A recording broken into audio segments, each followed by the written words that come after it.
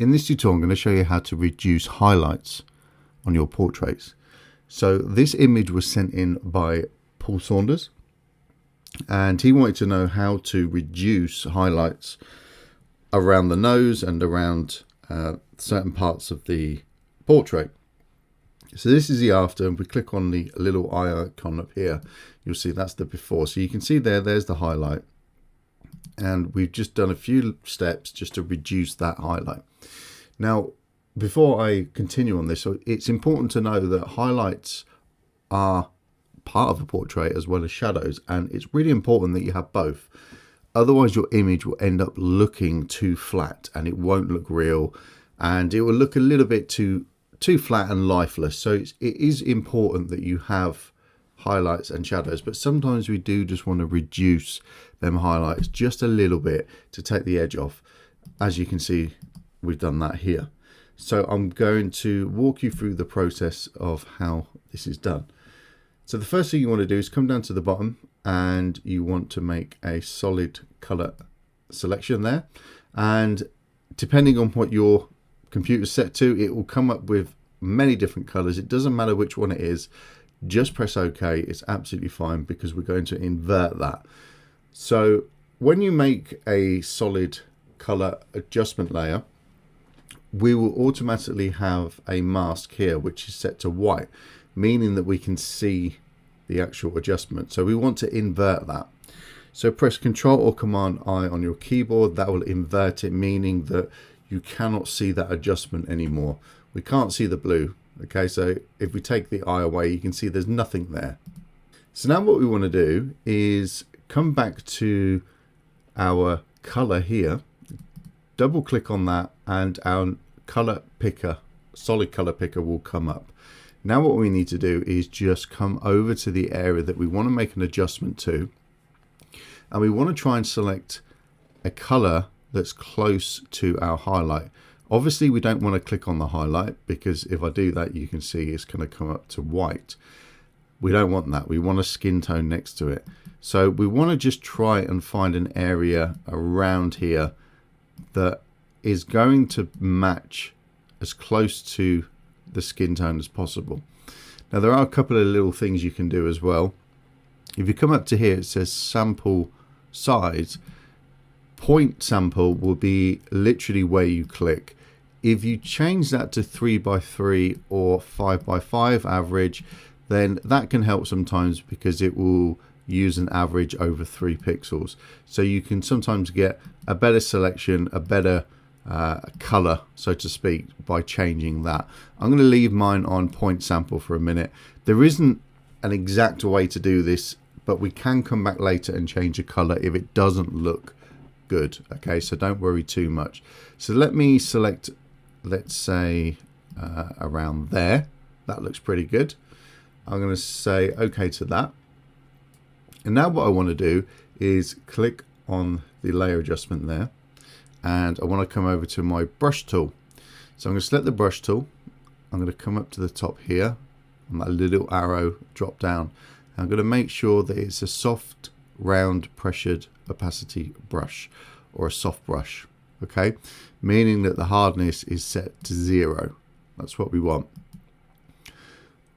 Opacity and flow, they're at 100%. You can, depending on your image, you can drop this for even softer effect if you want to. I'm going to leave mine at 100 just for this tutorial, but feel free to play around with that. The next thing I'm going to do is make sure that my foreground color is set to white. So I'm going to click on that little box there and make sure that it's set to white. If it's on a different color, then just drag it up to the top left hand corner and press OK. Now what that means is that whenever we paint, we're going to bring this color through. So I can change the size of my brush as well by pressing the brackets on the keyboard. So make it bigger and smaller.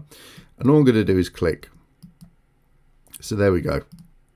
If we click there, you can see that I've just made that adjustment. Now, that's given us a color. And again, if we want to, we can come back to this color here, double click, and then we can change the color if we want to. So we could click and it will change to a different color, as you can see. So sometimes when you've made that adjustment, when you made the with the brush, you can come back here and just select a different color, and you'll find that you'll get a bit of a better match. So actually that looks pretty good. That looks a better match than what I had. So I'm going to say okay to that.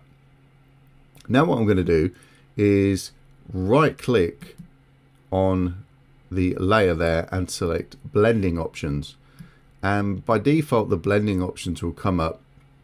You'll come up with this panel here, and what we want to do is use this current layer, and we're going to blend if and gray. Okay, so make sure it's set to gray. Then what we're going to do is come down to this slider here. We're going to hold the Alt or the Option key down, and we're going to click on that triangle there, and it will split it.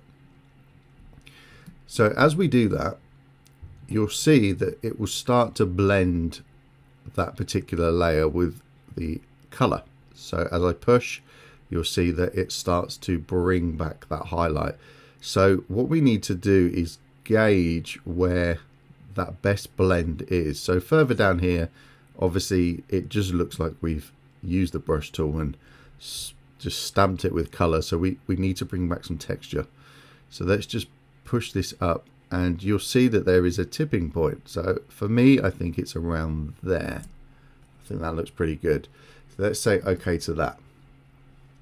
So now when we look at that, if we click on the eyeball, we can see the before and after. You can see actually that's worked pretty well.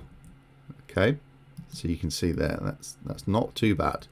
So we can go a step further. Usually that is okay. That's all you'll need to do, and you can continue that around any other part of the picture that you want.